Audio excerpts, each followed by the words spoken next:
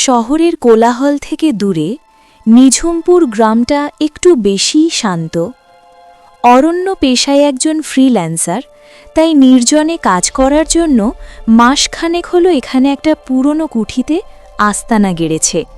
বাড়িটা বেশ পুরনো, আমলের কারুকার্য করা। সেদিন ছিল বৃহস্পতিবার, বাইরে ঝমঝমিয়ে বৃষ্টি পড়ছে।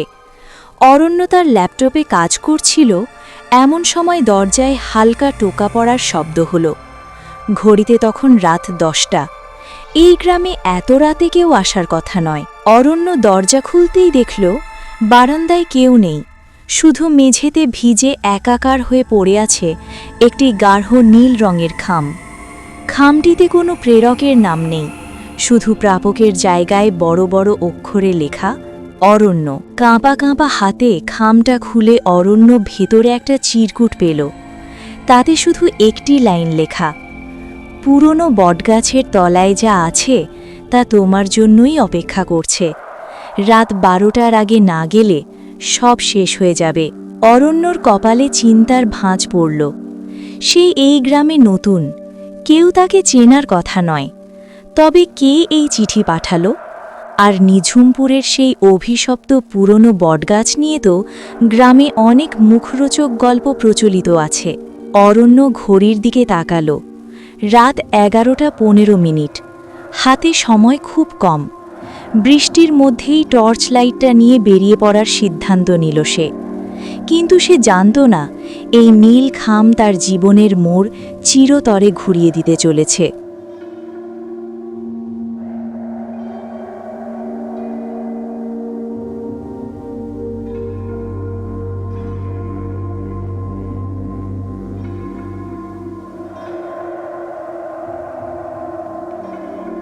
তখন চারপাশ একদম নিস্তব্ধ। ঝিঝি পোকার ডাক বৃষ্টির শব্দের সাথে মিশে এক অদ্ভুত আবহ তৈরি করেছে। পুরনো বটগাছটা অন্ধকারের মধ্যে কোনো এক দানবের মতো দাঁড়িয়ে আছে। গাছের কাছাকাছি যেতেই তার বুকের ধুকপুকানি বেড়ে গেল। টর্চের আলোটা গাছের গোড়ায় ফেলতেই সে চমকে উঠল। সেখানে মাটির ওপর একটা ছোট কাঠের বাক্স পড়ে আছে। বাক্সের ওপরেও সেই একই নীল রঙের একটি ছোট কাগজ সাঁটানো। বাক্সটা হাতে নিতেই পিছন থেকে একটা খসখসে শব্দ হলো। অরণ্য বিদ্যুৎ বেগে ঘুরে তাকালো। কে কে ওখানে? টর্চের আলোয় সে ঝোপের আড়ালে কাউকে একটা সরে যেতে দেখল। লম্বা একটা ছায়া দ্রুত অন্ধকারের মধ্যে মিলিয়ে গেল। অরণ্য পিছু নিতে গিয়েও থেমে গেল। এই অচেনা জায়গায় রাত দুপুরে ঝুঁকি নেওয়া ঠিক হবে না। সে দ্রুত কুঠিতে ফিরে এলো। ড্রয়িং রুমে বসে ভেজা কাপড় না পাল্টেই বাক্সটা খুলল। ভেতরে কোনো ধনরত্ন নেই, বরং আছে একটা পুরনো জং ধরা পিতলের চাবি আর একটা হাতে আঁকা মানচিত্র। মানচিত্রটি খুব অদ্ভুত। সেখানে অরণ্য এখন যে কুঠিতে থাকছে সেই বাড়িরই একটা গোপন কক্ষের চিহ্ন দেওয়া আছে। অরণ্য শির দাঁড়া দিয়ে একটা হিম শীতল স্রোত বয়ে গেল। সে গত 1 মাস ধরে এই বাড়িতে আছে, কিন্তু কোনো গোপন কক্ষের কথা সে জানত না। ঠিক তখনই ল্যাপটপের স্ক্রিনটা নিজে থেকেই জ্বলে উঠল। কোনো কমান্ড ছাড়াই স্ক্রিনে বড় বড় অক্ষরে লেখা ভেসে উঠল, তুমি কি চাবিটা পেয়েছো অরণ্য?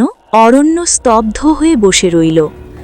তার ঘরের দরজা জানালা সব বন্ধ, অথচ তার মনে হচ্ছে কেউ একজন ঠিক তার পেছনে দাঁড়িয়ে নিঃশ্বাস ফেলছে। ল্যাপটপের স্ক্রিনের দিকে তাকিয়ে অরণ্যর গলার ভেতরটা শুকিয়ে কাঠ হয়ে গেল। ঘরের ভেতরে দ্বিতীয় কেউ নেই, অথচ মনে হচ্ছে কেউ তার প্রতিটি পদক্ষেপ নজরে রাখছে। সে কাঁপা কাঁপা হাতে কিবোর্ডে টাইপ করল, আপনি কে? পরক্ষণেই উত্তর এলো, আমি তোমার অতীত, যা তুমি ভুলে যেতে চেয়েছিলে। অরণ্য আর এক মুহূর্তও সেখানে বসে থাকতে পারল না। সে হাতে সেই পিতলের চাবি আর মানচিত্রটা নিয়ে উঠে দাঁড়াল। মানচিত্র অনুযায়ী গোপন কক্ষটা তার শোবার ঘরের আলমারির ঠিক পেছনের দেওয়ালে হওয়ার কথা। সে পাগলের মতো ভারী কাঠের আলমারিটা ঠেলতে শুরু করল। বেশ খানিকটা কসরত করার পর আলমারিটা সরতেই দেখা গেল দেওয়ালে একটা ছোট কাঠের দরজা। যা চুনকাম করা দেওয়ালের রঙে এমনভাবে মিশেছিল যে বাইরে থেকে বোঝার উপায় নেই। অরণ্য সেই পিতলের চাবিটা দরজার ছিদ্রে ঢোকালো। খটাস করে একটা শব্দ হলো। দীর্ঘদিনের অব্যবহারের ফলে জং ধরা দরজাটা আর্তনাদ করে খুলে গেল। ভেতরের ঘুটঘুটে অন্ধকার থেকে এক ভ্যাপসা সোদা গন্ধ নাকে এলো। টর্চের আলো ফেলতেই অরণ্য দেখল ছোট্ট একটা কামরা। সেখানে একটা টেবিল আর একটা চেয়ার পাতা। টেবিলের উপর সাজানো ঠিক তার ল্যাপটপের মতোই দেখতে একটা পুরনো টাইপরাইটার।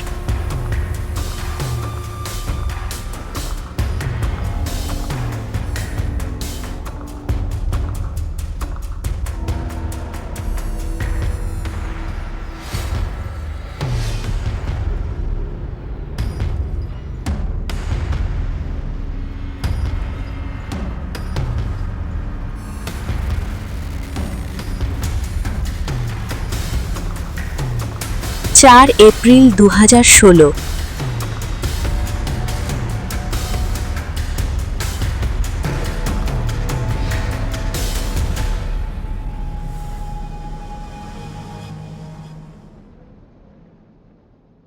ঠিক তখনই পেছনে সেই দরজাটা সজোরে বন্ধ হয়ে গেল।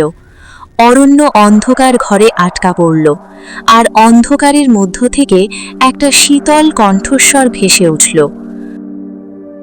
খুব দেরি করে ফেললে অরণ্য। অন্ধকারের মধ্যে সেই শীতল কণ্ঠস্বর শুনে অরণ্যর সারা শরীর জমে গেল। সে হাতড়ে হাতড়ে মেঝে থেকে টর্চটা তুলল, কিন্তু টর্চটা জ্বালাতেই সে যা দেখল তার জন্য সে মোটেও প্রস্তুত ছিল না। ঘরের কোণে চেয়ারে বসে আছে একজন মানুষ, পরনে কালো রেনকোট, মুখটা হুড দিয়ে ঢাকা।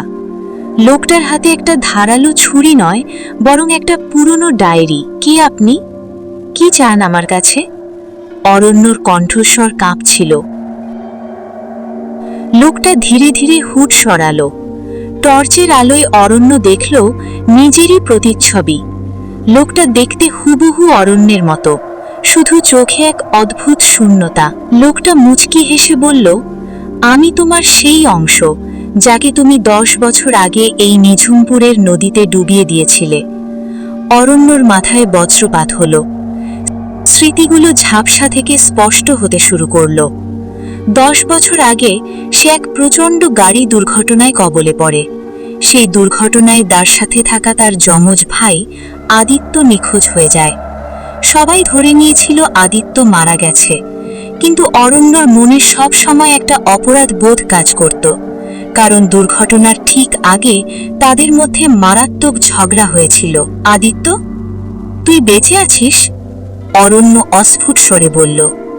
বেঁচে আছি নাকি আমাকে বাঁচিয়ে রাখা হয়েছে এই নীল খামগুলোর মাধ্যমে, সেটা বড় প্রশ্ন। লোকটা ডায়েরিটা এগিয়ে দিল। এই ডায়েরিতে লেখা আছে আমাদের বাবার সেই গবেষণার কথা, যার জন্য আমাদের পুরো পরিবারকে বিপদে ফেলা হয়েছিল। এই কুঠিটা আসলে কোনো সাধারণ বাড়ি নয়, এটা একটা ট্র্যাপ। ঠিক তখনই বাড়ির বাইরে থেকে পুলিশের সাইরেনের শব্দ ভেসে এলো। কিন্তু গ্রামের এই নির্জন প্রান্তে পুলিশ এলো কোত্থেকে? অরণ্য জানালা দিয়ে বাইরে তাকানোর চেষ্টা করল, কিন্তু দেখতে পেল কুঠির চারপাশ ঘিরে ফেলেছে অদ্ভুত কিছু কালো পোশাকধারী মানুষ, যাদের হাতে আধুনিক অস্ত্র। তারা গ্রাম্য পুলিশ নয়। পেছন থেকে আদিত্য বলে উঠল, অরণ্য, চাবিটা দাও, ওরা ডায়েরিটা নিতে আসছে। চাবিটা না পেলে ওরা আমাদের কাউকেই জীবিত রাখবে না। অরণ্য দ্বিধায় পড়ে গেল। এই লোকটা কি সত্যিই তার ভাই আদিত্য, নাকি স্মৃতির আড়ালে লুকিয়ে থাকা কোনো ভয়ঙ্কর প্রতারক? কার হাতে সে চাবিটা তুলে দেবে? বাইরে সাইরেনের শব্দ আর বুটের আওয়াজ ক্রমেই এগিয়ে আসছে। অরণ্যের হাতে সেই পিতলের চাবি, আর সামনে দাঁড়িয়ে থাকা মানুষটি, যে নিজেকে তার হারিয়ে যাওয়া ভাই আদিত্য বলে দাবি করছে। তাড়াতাড়ি করো অরণ্য, চাবিটা দাও। আদিত্যের কণ্ঠে এক ধরনের মরিয়া ভাব। অরণ্য লক্ষ্য করল আদিত্যের ডান হাতের কবজিতে একটা পোড়া দাগ। ঠিক এমন একটা দাগ দুর্ঘটনার সময় অরণ্যর ভাইয়ের হাতেও হয়েছিল। তার মনে সংশয় কাটল, কিন্তু ঠিক সেই মুহূর্তে জানালার কাঁচ ভেঙে একটা ধোঁয়া ভর্তি টিয়ার শেল ঘরের ভেতরে এসে পড়ল। পুরো ঘর সাদা ধোঁয়ায় ভরে গেল। অরণ্য কাশতে কাশতে মেঝের ওপর বসে পড়ল। অন্ধের মতো হাতড়ে সে দেওয়াল ধরে দাঁড়ানোর চেষ্টা করল। ধোঁয়ার আড়ালে আদিত্যকে আর দেখা যাচ্ছে না। আচমকা কেউ একজন পেছন থেকে অরণ্যর মুখ চেপে ধরল এবং তাকে টেনে গোপন কক্ষের আরও গভীরে নিয়ে যেতে লাগল। চুপ, একদম কথা বলবে না, কানে কানে ফিসফিস করে কেউ একজন বলল। এই গলার স্বরটা কিন্তু আদিত্যের নয়। ধোঁয়া একটু পরিষ্কার হতেই অরণ্য দেখল সে একটা সুড়ঙ্গের মুখে দাঁড়িয়ে, আর তাকে যে ধরে রেখেছে সে একজন বৃদ্ধ মানুষ, গ্রামের সেই পুরনো লাইব্রেরিয়ান যাকে অরণ্য দুদিন আগে বাজারে দেখেছিল। বৃদ্ধ মানুষটি বললেন, ওটা তোমার ভাই নয় অরণ্য, ওটা একটা ভ্রম। এই নীল খামগুলো আসলে একটা সাইকোলজিক্যাল কোড। যারা বাইরে দাঁড়িয়ে আছে তারা তোমার বাবার গবেষণার ফলটা ছিনিয়ে নিতে এসেছে। তোমার ভাই আদিত্য 10 বছর আগেই মারা গেছে, কিন্তু ওর মেমোরি চিপটা এই ডায়েরির ভেতরে লুকানো আছে। অরণ্যর মাথা ঘুরতে শুরু করল। Memory chip? গবেষণা? সে কি তবে কোনো সায়েন্স ফিকশন গল্পের মধ্যে ঢুকে পড়েছে? বৃদ্ধ লোকটি ডায়েরিটা ছিনিয়ে নিয়ে সুড়ঙ্গের দিকে ইশারা করলেন।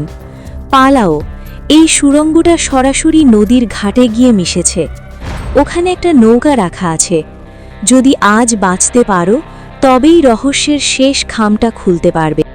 অরণ্য সুড়ঙ্গের ভেতরে দৌড়াতে শুরু করল। পেছনে শুনতে পেল ভারী দরজা ভাঙার শব্দ আর গুলির আওয়াজ।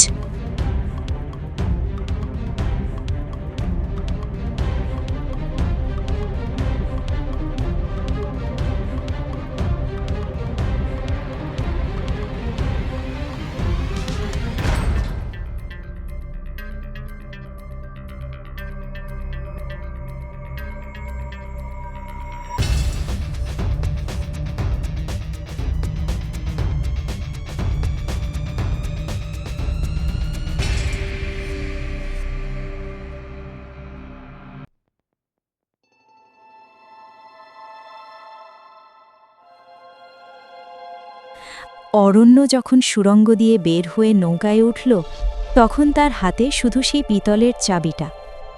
সে জানত না এই চাবিটা আসলে কোনো ভরের নয়, বরং একটা বিশাল পাচারকারী চক্রের ডিজিটাল লকারের হার্ডওয়্যার কি। নৌকার গলুইতে রাখা আয়নাটা সরাতেই অরণ্য দেখল তার নিচে একটি ছোট্ট স্মার্টফোন। ফোনটা বেজে উঠল। স্ক্রিনে ভেসে উঠল সেই বৃদ্ধ লাইব্রেরিয়ানের মুখ, কিন্তু এবার তার গলার স্বর আর দয়ালু নয়, বরং কর্কশ। চাবিটা নৌকার নিচে রাখা বক্সে ঢুকিয়ে দাও অরণ্য। তোমার বাবা আমাদের সাথে বিশ্বাসঘাতকতা করেছিলেন, তিনি এই চাবিটা নিয়ে পালিয়েছিলেন। আজ 10 বছর পর তুমি আমাদের কাজটা সহজ করে দিলে। অরণ্য স্তব্ধ হয়ে গেল।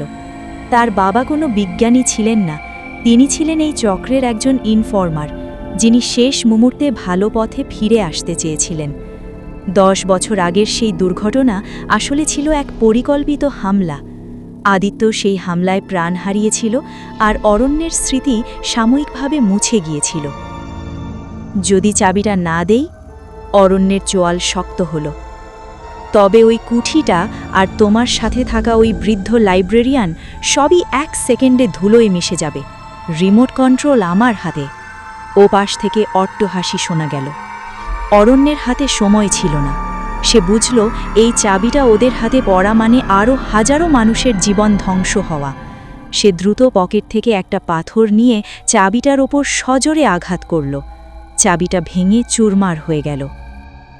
পরক্ষণেই কুঠি থেকে এক বিকট বিস্ফোরণের শব্দ এলো। অরণ্যের বুকটা কেঁপে উঠল, কিন্তু সে দেখল বিস্ফোরণটা কুঠিতে নয়, হয়েছে নদীর ওপর থাকা একটা স্পিড বোটে, যেখানে সেই অপরাধীরা লুকিয়েছিল। লাইব্রেরিয়ান আসলে অরণ্যের বাবার শেষ বিশ্বস্ত বন্ধু ছিলেন, যিনি নিজের জীবন বাজি রেখে অপরাধীদের ফাঁদে ফেলেছিলেন। অরণ্য নদীর মাঝখানে একা